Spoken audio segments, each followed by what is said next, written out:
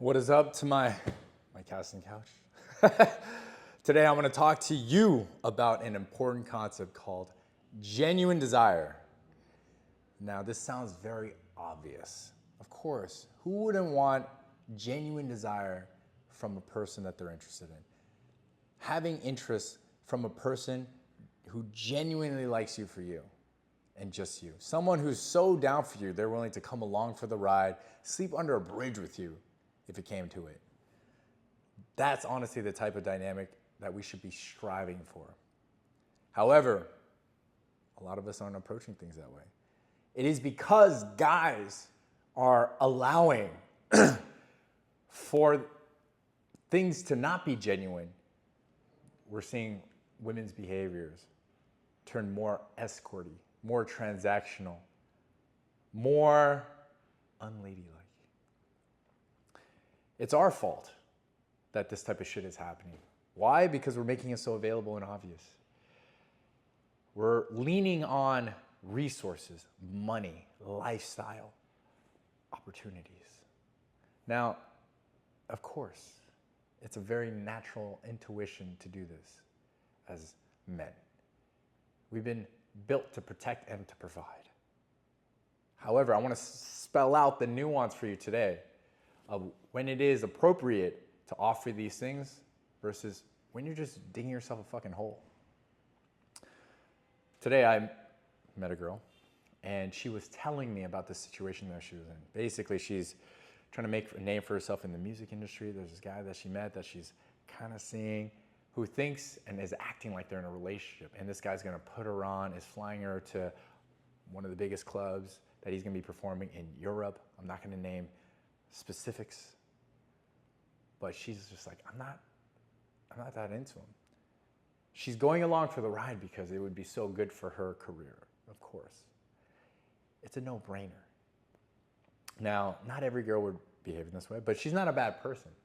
If this guy's just like throwing it at her, giving it to her, just like fucking showering it for her, it's kind of unreasonable if she didn't say yes, to be honest. However, her desire was much stronger for people who weren't this dude. And that's what I want to talk about today. How do you create that genuine desire? Now, there was another story. There was a person that I met earlier this year, very entrepreneurial, successful, blah, blah, blah. She got the eye of a few very established alpha guys who were basically making their advances way too obvious, just way too grandiose. No fun back and forth, no little, space or vacuum for the person to also meet them and, earn their side of it. They were just doing way too much, way too soon, way too fast. And so naturally, when it didn't work out, they started dangling business opportunities. We could build a kingdom together. All these other guys are boys. I'm a man. These are legit things that they've said that I heard from this person. Just basically qualifying themselves super hard and just basically giving away their own keys to their own kingdom to this person that they just barely met. It's fucking weird, right? And so they didn't have to earn it. And in fact, it just seems so compensatory. And that is one of the most unattractive behavioral traits that you can have as a guy, where you feel like you yourself don't have any value, that you're like having to give away, the cow along with the barn, or whatever the phrase is. It's like, please take my money, please take my business. I've spent my whole life making this. Please take all of it. And then some. The fuck? Ugh, right? Even if a girl is super attractive and she just had super low self-esteem, at some point you're gonna get weirded out by it. You're like, whoa, this is weird. Am I getting like a faulty product? Like, what is going on? What other bullshit is this gonna come with that I don't know about? And that's what it signals. So you can spur genuine desire on a DNA level, on an evolutionary level, with the right behavioral traits, the right subcommunication, and the right leadership qualities. Why? Because these are the things that show that, one, you've made it in life. You have advantages. You've been able to survive. Not only survive, you're able to thrive. You're able to be yourself, truly unstifled, the way you want to be, take it or leave it, non-needy, the complete opposite of compensatory. Man, let me tell you something. There was a time when I was a bit more savage, and there was a time when I was kind of a simp. Fortunately, it didn't last too long. But when I was younger, I went to summer camp. It was like a wood shop camp. And there was a girl a couple years older than me. And I was like, wow, she's really pretty. I want her to like me. So I started offering to do, some of the project for her by shaving off the wood and helping her build whatever the fuck she was building or whatever she was not building and making me build. I was like, hey, it's just a nice thing to do. And then I started feeling like she was taking advantage of me because she's like, hey, do this. Hey, can you do that? Not even being thankful for it. Fortunately, I caught myself and I had a sense of self-worth because I was learning to speak up for myself. And I said, no, you can do this now. She was super surprised, like, whoa, like what? Like she didn't expect that of me. She thought I was going to continue being her bitch, which frankly, maybe I would have been if I didn't start coming to my senses and seeing the big picture and how this would be almost a Pyrrhic victory. Yeah, maybe I would have gotten some attention or be able to converse with her, but it wouldn't have gone anywhere, right? So that was a time where I was like, fuck, how do I actually be attractive? How do I actually create real desire? Because I thought I just had to be a nice guy and people would like me because that's what I would like. But women respond to things differently than men. We see nice rack, nice ass, and we're like, damn. We're all universally attracted. Sure, there might be little nuances here and there. Some guys might like a little slimmer, some might like them a little thicker, or have some cultural preferences. Women also, across the board, value these types of subcommunication of leadership, high status behavior, unstifled, fun-loving, someone who's living life on their terms, carefree, a bit of a free spirit, right? And so when you can convey these things, as David D'Angelo once said, the legend, years ago, attraction is not a choice. If you embody the right behavioral traits and qualities over a long enough time frame, people are going to come around to being attracted to you. Now, we live in a time that's hyper-stimulated, and yeah, there might be more reasons for a person to be distracted in a major city and a lot more competition and whatnot. But if you look across the board, the guys that are having the most success, they're very outspoken. They're very disagreeable. They don't care too much about other people's opinions. Could be a little bit of a dick, but they also have empathy. But they're totally free, trusting of their own intuition, their own senses, their own judgment, the way they're directing their life, and having a lot of fun in the process. Nobody likes a Debbie Downer bitch, frankly. Someone who's unsure of themselves. Someone who's so attached to other people's opinions. Now, there was a time in my past when I was more savage, and I remember leaning into this. So I was working late, but unexpectedly, I was getting off a little bit earlier. And I messaged this girl that I matched with. And I said, hey, getting off work a little bit earlier than expected. What are you up to tonight? She said, oh, I already have plans. So I said, oh, it sounds like you already have a date. And she's like, yeah. Why? I said, this is perfect. Let me know when you're all full and fed. Then we can have some real fun. And she's like, wow, so bold. I'm like, cool. What time's your dinner going to end? She said 9:30. I'm like, cool. I'll meet you at 10. And we did just that. And you know what the first thing she told me was?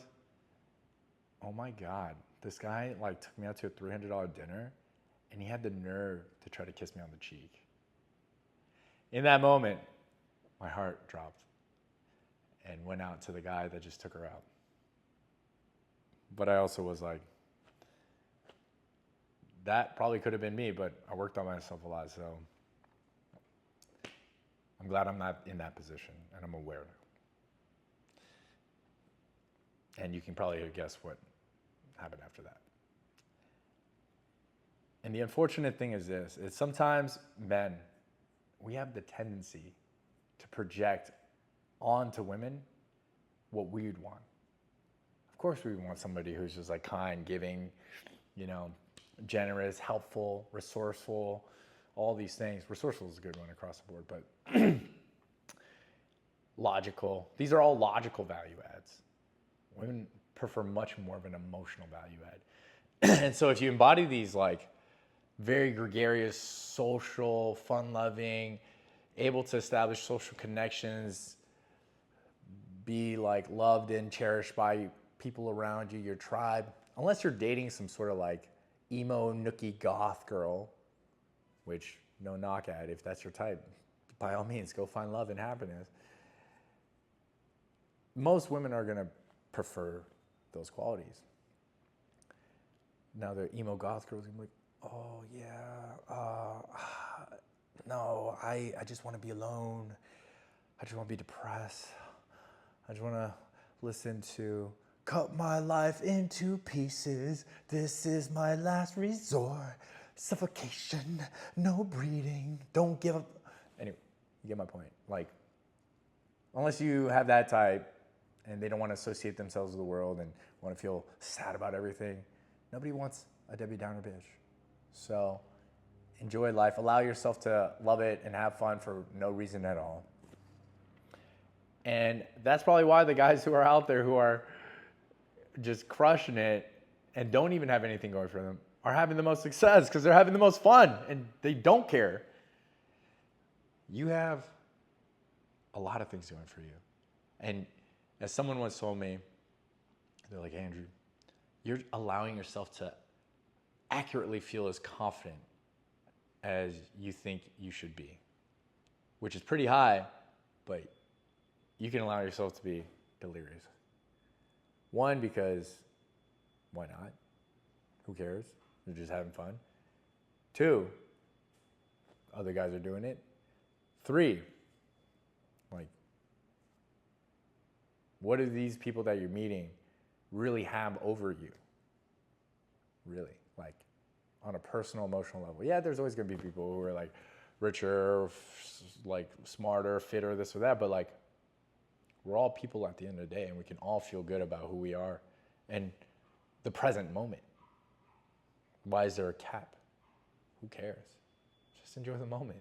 We can always worry about the grown-up shit and our logistical, material world obligations and responsibilities during the day. But when we're celebrating, let's have fun to the fullest. And that's very attractive. So, no knock if you are trying to simp or you're into cuckery. If that's your thing, that's your thing. Be happy. But if you're a dude that's leveraging these things as a way to get genuine desire, just know that you're not. Now, if you're just trying to do it for a short-term thing, fine, whatever. But don't use that as a crutch, because I've seen that happen too, to the point where there's some guys that are just like, fuck it, whatever, I'm just gonna, basically it goes down the path of just paying for it. And if you want to do that, that's your choice, but it makes actually establishing the right behaviors and learning the right qualities and playing the long game that much harder, because you will always justify in your mind, oh, the ROI isn't there. It's not worth my time. Having the right frame, presence, confidence, terms of relationships is probably one of the most important things you can do, because think about it. Who you marry or who you end up sleeping with can be the person that either enhances your life to the highest level or ruins it altogether completely. It could take decades to build a kingdom, and it can just take one night to burn it all down. So you might as well mitigate that risk altogether by having the most optionality, by having people who are actually genuinely desiring you and wanting to fit into your world, fall into your frame, be all about the terms because they feel grateful to be in your life than somebody who feels like you're just giving them everything and they don't even care. They're not that appreciative of it. And in fact, they're ready to just like hop on to the next guy once they suck all the value out from you and then do that to the next. Or even just desire someone else genuinely while they're just hedging with you and just getting the value from you, which understandably happens. If somebody's offering to take you to Europe or buy you a nice meal, of course, if I was a girl, it'd be hard to say no unless the guy was super weird. But even still then, it's like, oh, if this allows me to have life experiences that I can't obtain on my own, it's not a bad trade, right? And we see that happening all over the world. Now, there is one caveat. I've spent a significant amount of time in Asia, and I do notice that in certain tiers of women, they do value the material, the wealth, the status a lot. And part of it is maybe they feel that so much in scarcity, or they might feel like that's their standard, and so they want that kind of guy that's going to fit into that. And maybe they are a bit transactional, or maybe in their mind they feel like, oh, I'm going to only allow myself to be with that kind of guy because that guy's a winner. Might be a combination of all those things. So I do know some guys that are just like flexing it so they have the perception, so then they can now get the access. I have some guys that are just like, I've heard say, fuck it. I'm going to tell them I'm going to take them out shopping. And all of a sudden they now open up because they feel like they're going to get some sort of like tangible value. Well, those girls are going to be a little bit more hookerish, for lack of a better word. Probably not great long-term bets. And they're just having fun with them. But the thing is, even guys who are doing that are actually crushing it, and not just like simping over and just getting like sucked dry, not in the good way, they have all the fucking qualities down that I described earlier. They're still a fucking boss. They still are assertive. They're all, they are able to be leaders. They're able to generate a lot of fun. They're able to bring the party. They have all those things down too, and then they're stacking that on top of it. Those are the guys who are getting it. The guys who don't have that, kind of like this Joe Low guy, read about him, the $1 billion whale, right? Has no game, literally like siphoned $500 million from like the Singaporean sovereign fund, started throwing egregious parties, and it didn't look like he was getting anybody. Yeah, maybe he like was dating Miranda Kerr for a while, bought her like a $10 million necklace. Maybe some people have a price, but this dude was not slaying like Dan Bilzerian while having Dan Bilzerian like, if not multiples of Dan Bilzerian like funds or stack. So all in all, what I'm saying is, even if you were to leverage these things, it can only take you so far versus having the right behavioral traits, subcommunication, mentality, mindset, game, which is going to actually allow you to conjure genuine desire. And in the end, this is what we should be striving for. Why not? We live once. We are not less than other people. Our potential as humans are so high, it's infinite. Anything can happen. So even if you don't feel like you're in the place, you have every right to carry yourself in a way where you respect yourself. And what you can create in the future can be amazing. Who you are as a person is amazing. And you shouldn't let the outside world really dictate how you feel internally. Allow yourself to be unstifled. Embrace that mentality, and you will go very far. Hope you enjoyed this video. Comment below your favorite ways of conjuring genuine desire, or if you've been using other things as a crutch in life. Also acknowledge that, because acknowledgement is the first step towards making improvement and changes in your life in positive ways. Till next time, peace.